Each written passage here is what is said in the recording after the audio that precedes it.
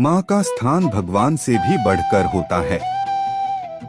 माँ हमारी सबसे पहली गुरु होती है। माँ हमें जीवन जीने की राह दिखाती है। सच कहूँ तो दोस्तों, माँ को हम शब्दों में बयान नहीं कर सकते हैं।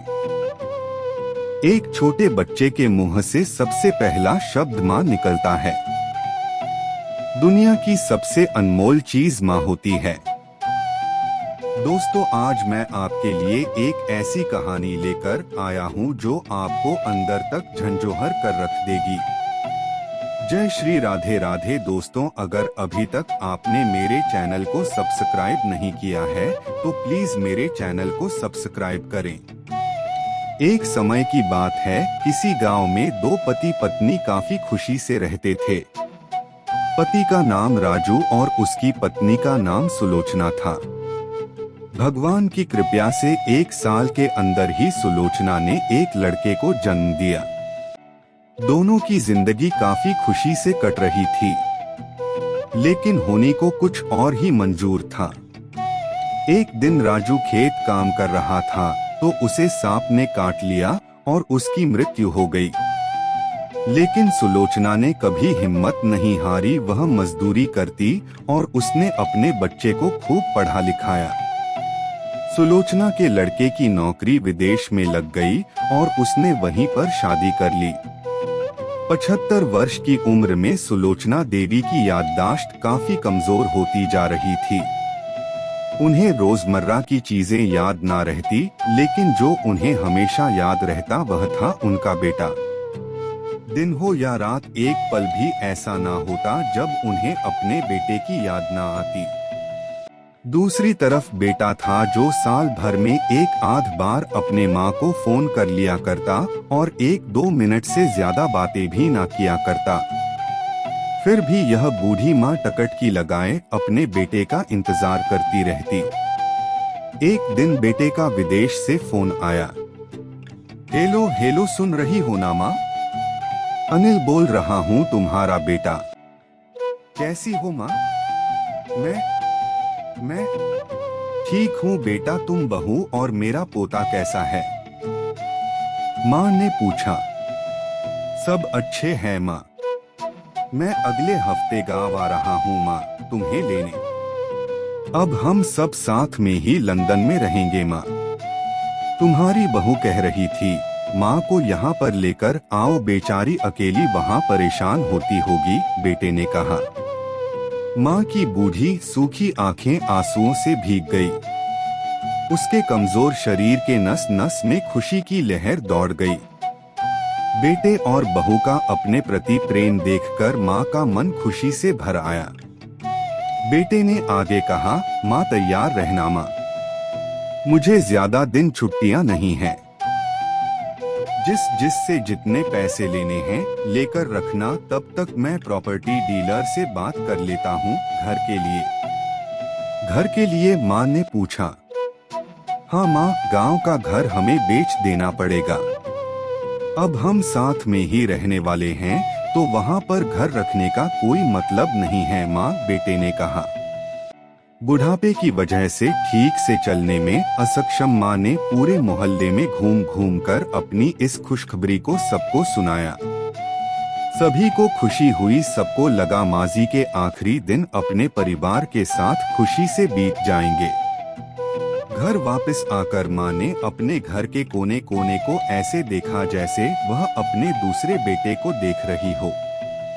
देखे भी क्यों ना, उस घर को अपने बेटे से कम थोड़ी समझा था। अपने पति के साथ 40 साल यही तो बिताए थे, लेकिन अब मजबूर थी बुढ़ापे के आखिरी साल बेटे और बहू के साथ बिताना चाहती थी। दिल पर पत्थर रखकर घर बेचने के लिए माँ तैयार हो गई। आनन फानन में बेटे ने घर को आधे दामों पर बेच दिया।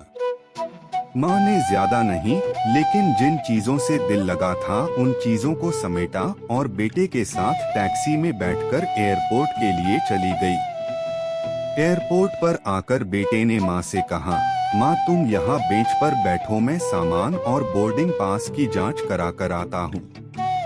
वहाँ वक्त लगता है और खड़ा रहना पड़ता है, तुम्हें तकलीफ होगी। तुम यही आराम करो, मैं यूं गया और यूं आया। माँ बेंच पर बैठ गई और बेटा अंदर चला गया। काफी समय हो गया, बेटा वापस नहीं लौटा। माँ सोचने लगी, ज्यादा भीड़ होगी इसलिए देर लग रही होगी। अंधेरा होने को आया, अब तो लोगों की चहलकदमी भी कम होने लगी। माँ को अब चिंता होने लगी। एक कर्मचारी ने आकर पूछा, किससे मिलना है माजी आपको? यहाँ पर क्यों बैठी है? डरती हुई आवाज में सुलोचना देवी बोली, मेरा बेटा अंदर सामान की जांच कराने गया है। लंदन जा रहे हैं हम। क्या नाम है माँ जी आपके बेटे का? कर्मचारी ने पूछा। अनिल नाम है मेरे बेटे का, सुलोचना देवी ने बताया। कर्मचारी अंदर गया और थोड़ी देर बाद बाहर लौटा। उसने सुलोचना देवी से कहा, माजी लंदन जाने वाली फ्लाइट तो दोपहर में ही जा चुकी है और आपका बेटा भी उस फ्लाइट में बैठकर लंदन जा चुका है। अब आपके यहाँ बैठने का कोई मतलब नहीं है। आप भी अपने घर चली जाइए। क्या जा चुका है? और मैं घर जाऊं? घर? माँ की आंखों से आंसुओं के सैलाब उठने लगे। जैसे तैसे माँ घर पहुंची, जो अब उसका था ही नहीं, बिक चुका था। वो वही बरामदे में तुलसी के पास सो गई। घर के नए मालिक को उस पर दया आई तो एक कमरा किराए से उसको दे दिया। पेंशन के पैसों से खाना और किराए का बंदोबस्त हो जाता था।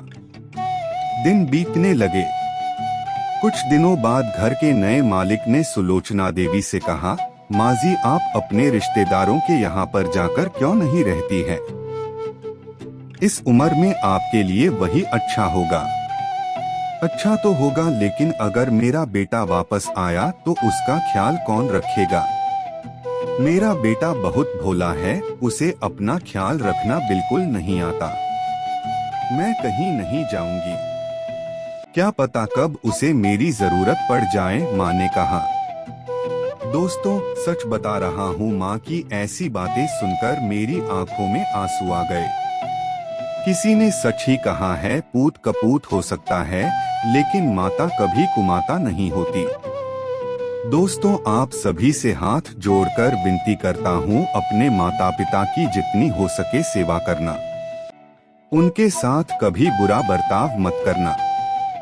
जय श्री राधे राधे। दोस्तों, अगर आपको मेरी कहानी अच्छी लगी हो तो चैनल को लाइक एंड सब्सक्राइब जरूर करें। जय श्री राधे।